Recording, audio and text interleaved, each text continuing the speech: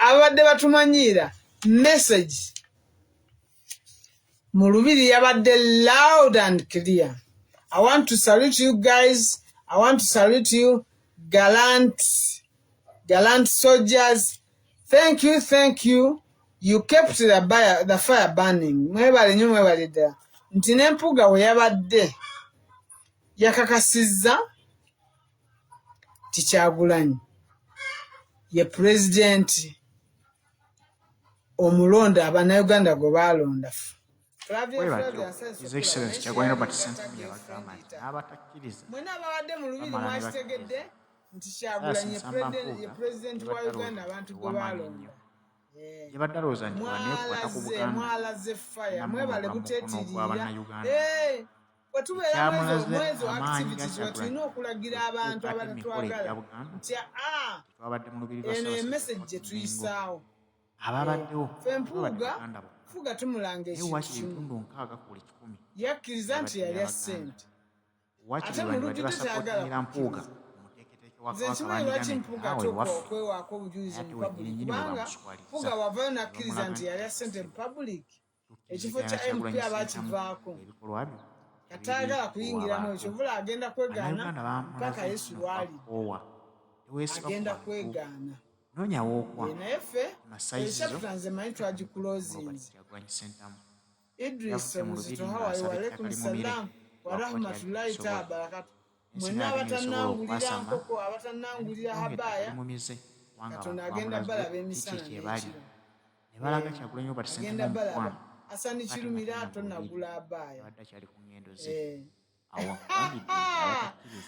Akalisa wange omubwati Sekozo ngambye oli Meja Jeno oli kyebitira byonna kamimalayo ngambye oli Haji Meja Jeno ongambye ekiddako ogenda kubeera Jeno aisaliti wamma obujulizi era Akalisa baya agikuze agikutira dangulidde ya laisi naye ng'agikuze kati abasobola mugenda kunyongereza sifanange nyambala bba yetegerekekako nyambala bba yetegerekekako naye nga njagala okubakulisayo mwena ababadde mu Dwaji Kaliisa ku Friday. Thank you so much mwena abategesi mwebale nnyo mwebalidde abaana abagenzi kyetulina okubawa kubayamba kubasomera dduwa eyo gye bali gye tutamanyi Mukama Katonda ayongere bakolaki okubayamba naye nga njagala okwebaza mwenna abasobodde okubeera ku dduwa ya Haji Anas Kaliisa Friday. Ekirala njagala okubategeeza nti olumbe lwa taata wange Haji Kigundu Dalausi Mbuga tugenda dusulamu ng'ennaku z'omwezi 27 Nakifuma Nakiwaati era Akaliisa wa Nusufa Nakato naawe nkutegeeza oba ogenda kungulirayo seddume oba ogenda kukola ki kweyeddwa alhamdulillah kyonna kyonna sobola tujja kyaniza naye ng'edduwa ya olumbe lwa okusaako omusika kwa Kigundu Dalausi Kigundu kwange ennaku z'omwezi olumbe tulusulamu ng'ennaku z'omwezi 27 tulwabye ennaku z'omwezi 28 mwena abanaasobola nja kubaaniza nja kuwaayo kimpuuga nja kyaniriza agamba nja kuwaayo bimpuuga nga bingi kimpuuga kimu kiba tekikola Haji Kaliisa sebo twafunyeyo kimpuuga Haji Kaliisa omusajja wamwe tumubaddiza wuuyo tumubaddiza empuuga wamwe Haji Kaliisa omanyi bwe nva nkwogerako nseko nsanyusa nkwagala nnyo oli mukwano gwange. Thank you so much. Ate kimanyi nze nange famire yammwe Haji Kaliisa kinuma okubanga mu kaseera kano tulina abasajja abalina irimu.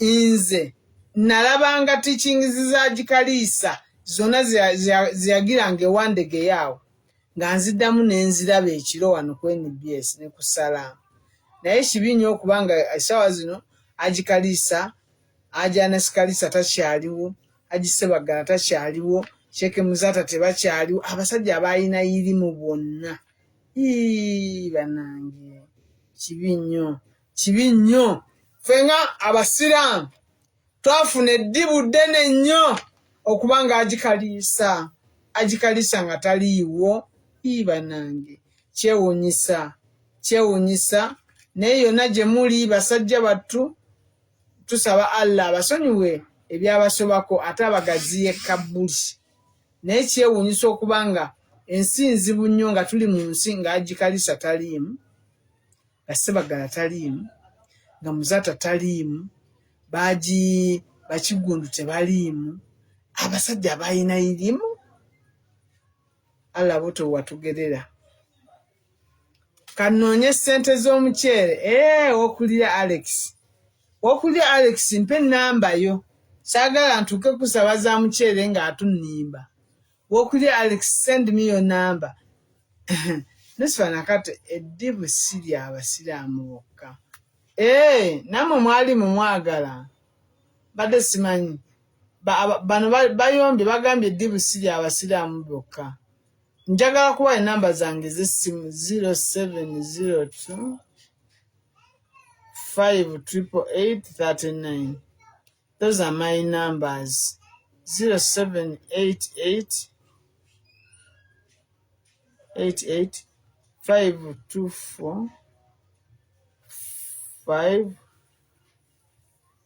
078852538538 those are my numbers wokulya Alex send me on WhatsApp nkutegere Mukoza Farouk 0702588839 those are my numbers in case woba olina konna koyina nga kaidi oba nga kalumberwa tata wange those are my numbers muzitereke so mbadde bagamba nti mukulikeyo mu lubiri mwebale nnyo mwebale ddala enkya nsaba tugende mu mizikiti egy'enjawulo tugende tulajanire Allah tumwebaze olw'okumalako ekisibo n'ekirala abasiraamu bwe tumala ekisibo tulina okusiiba sitati tulina okusiiba sitati eno Katonda atuweeramu empeera nazo nnyingi nnyo mbegayidde abasobola tusabe Allah tusobozese bwe tumala enkya okusibuluka ate tuleme kuwaawo nnaku nnyingi nnyo tutandikire tusiibe sitati zibe ennaku 6 n'osobola okubuukabuukamu katini n'obuukabuukamu nga bw'ozimalayo tujja kusanyuka nnyo nga nazo tuzisiibye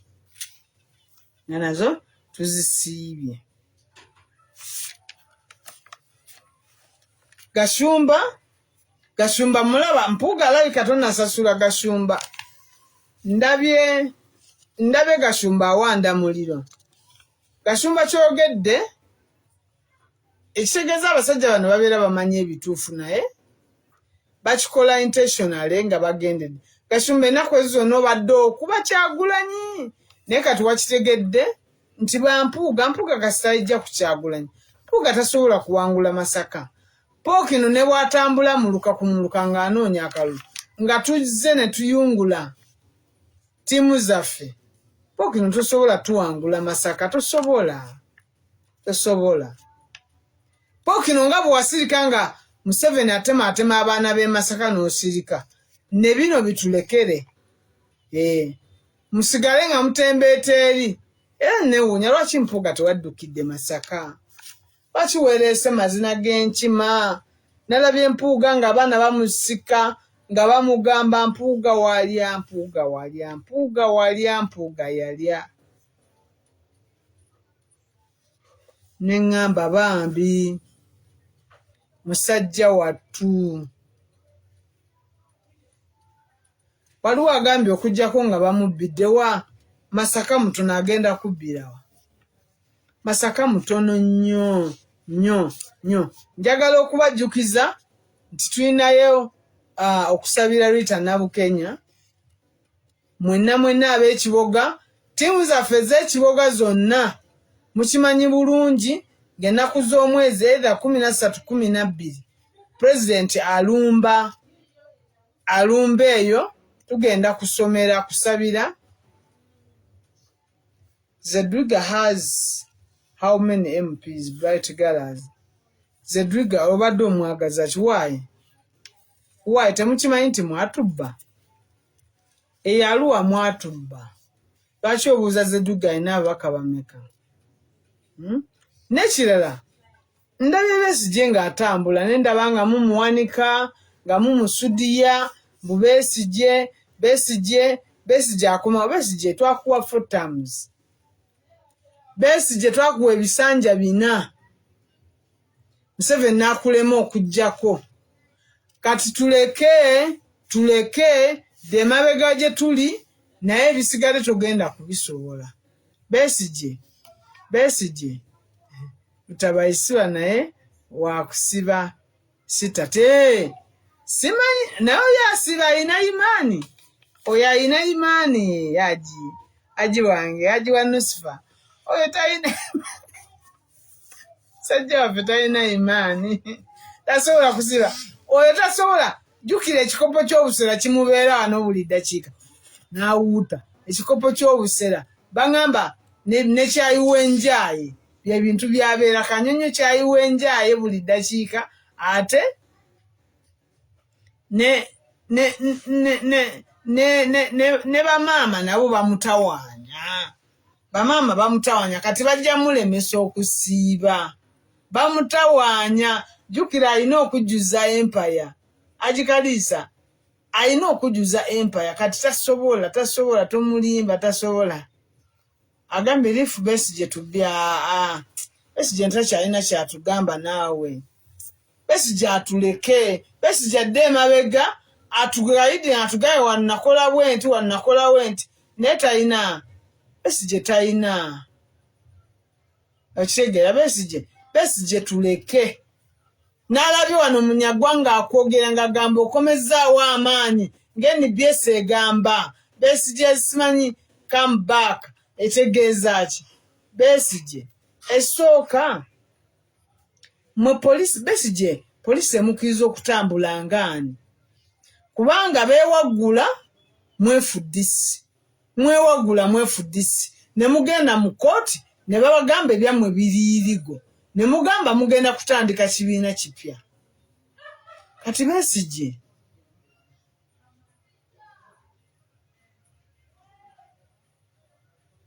wulira ono Aloni mbu Besigye alina sapoti mu Buganda yonna wulira Besigye abadde awangulawa wulira noono leka tulimba naawe Besigye nga neewuwa erukungi taleetangayo wadde omubaka wa paalamenti bbanga lyafugidde ebisanja bino kati otunyumiza totuwaanira nawe tulekeemu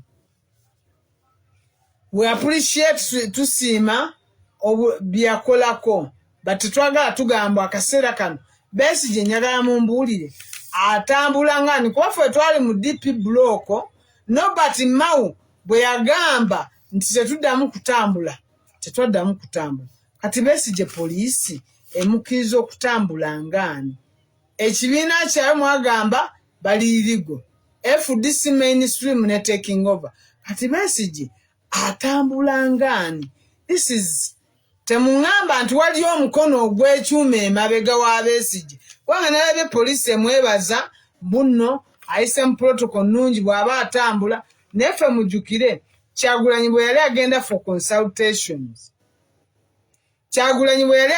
consultation however ng'ate twalina n'ekibiina ekiwandiise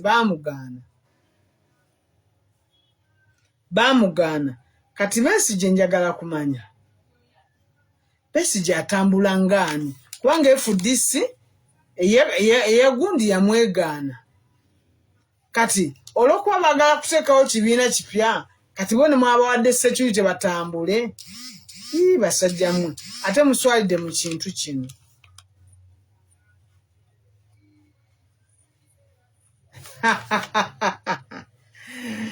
Kizito Yahaya salamu alaikum Kizito Yahaya enkubye empuga omuddi mpaka ku ttaka mpuga omukolo gwabwe gwe beetegekedde gwe mukolo ogwamumaliriza yennyini mpuga by the way nalabyeko ku tenti za NRM mu Lubiri ate zaffe za Nuupu nga temwazi tusabi nalabyeko tenti za NRM sebo mu Lubiri zo bazikiriza ne zigenda ate ffe ezaffe baziganye so nze kyensaba abantu b'Emmengo ti mubeere abantu abawerokaminga mutima mulungi nga temulagako nti mulina agaana bwe mwalikiriza tenti ze NRM nezaffe mwalizikiriza eza Nuupu ne ziyingira naye ffe lwakuba nti majority number ffe twaladde tusingamu obungi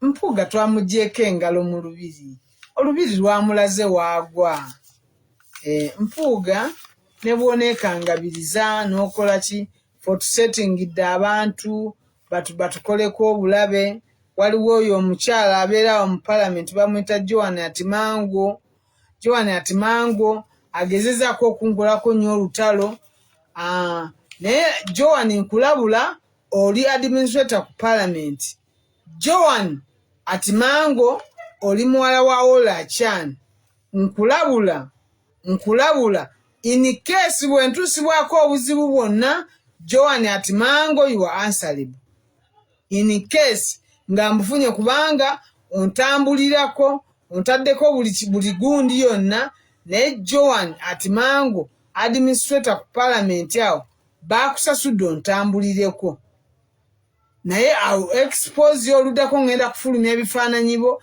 baawo mumanyi bulungi nnyo yuwaligale baledi abaana bo mbamanyi koogezaako n'otuusaako obulabe bwonna ojja kulaba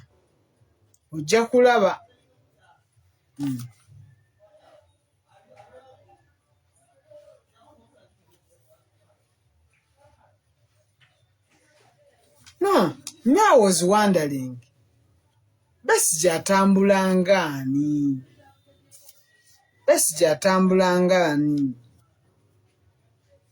njagala okwebaza president wange nti yakyaddeko ku parliament omulundi ogwo omulala nga balonchinga alternative budget ya leader of opposition naye njagala okwebaza president nti wayolesezza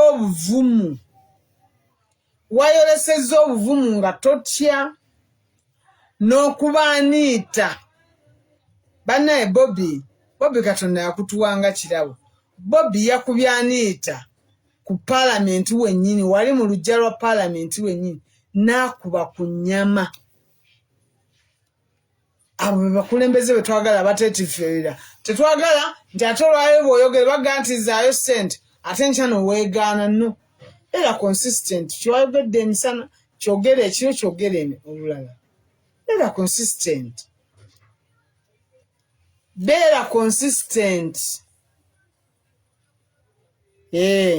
nze ne bwe munaasindikira abantu bankoleko obulamu nkugambye Atimango Joan emperere wano woosula mmanyiwo bulungi emperere woosula apartment gy'osulamu okwata wano ku Lihamu n'ovugira Danova Kakolansi waliwo awo J and F what n'okkiira kakubo k'ettaga mpaka awo tolowooza nti wemusula simanyiwo manyiwo bulungi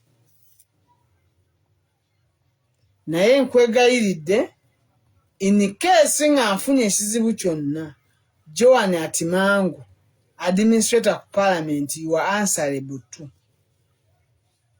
nkugambye bakutaddemu ssente ontambulireko obeeko kyonkola naye nze nkugambye jangu ng'omanyi public njigambye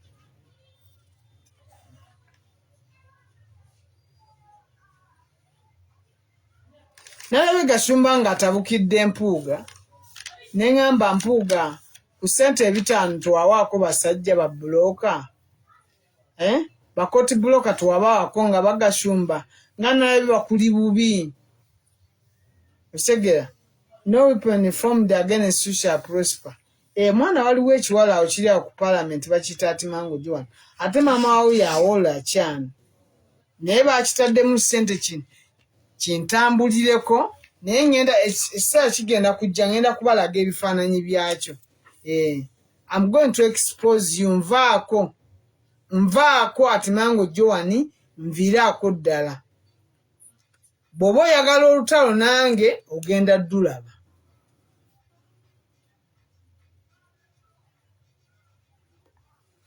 Mwana kintambulirako buli wenzira kintulesinga.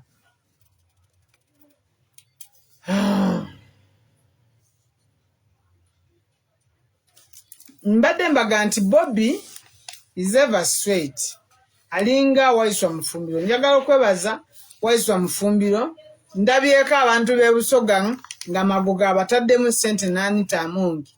Bakutte ebipapula. Bagamba mbuno Kadaga tolina kye watukolera. Mbirabye.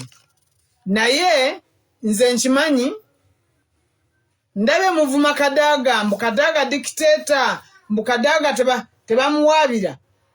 Kadaga mwesonyiwe Kadaga mumuleke omukazi embeera gy'alimu. Anita Amongi bw'oba okyasobola okulwana Kadaga mu mbeera gy'alimu nkwewuunya. Bw'otunulira Kadaga mu mbeera gy'alimu nga mukyasobola okukwata ebipande ne muteeka mu baana ssente bakube Kadaga basajja mmwe. Kadaga bw'afa nga temujjanga kuziika. Bantu ki abatalina kisa? Kadaga nga bw'atunula. Kadaga n'obwa Kadaga we nga bw'atunula kati olwanamu ki? Olumbe lumuluma naye ng'olumbe olumuluma butwa. Naye nabalabye mukutte ebipande Magoga abataddemu ssente n'Anita Amongi mukutte ebipande mukuba Kadaga. Mwetonda. Nalabye abataka abasayininze ku kipapula mbuno Waiswa Mufumbiro yakoze bubi okulumba Anita Amongi. Ababbi mwagala babalumbewa nga bababuulirira. Mwabadde mwagala Waiswa Mufumbiro afunye chance ali ku mukolo guliko Anita Amongi. Mwabadde mwagala ayogere ki?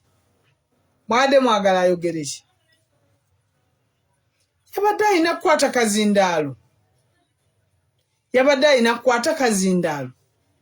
Abuulira Anita Amongi nti munnange enguzi eri mu paalamenti yo ewunya n'okuwunya. Nekira yamugambye Kadaga muleke.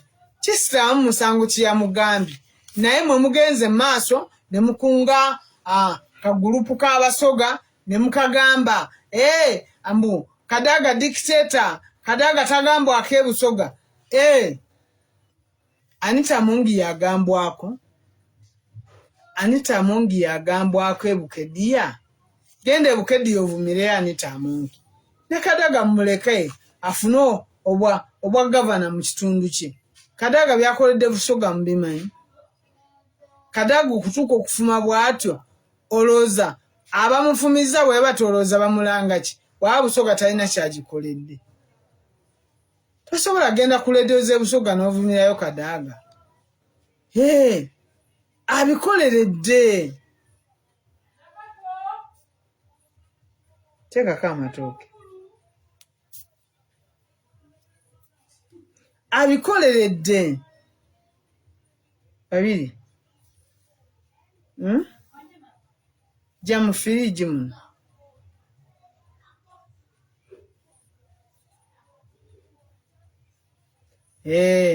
Kasumba teyafunyeeko ku ssente.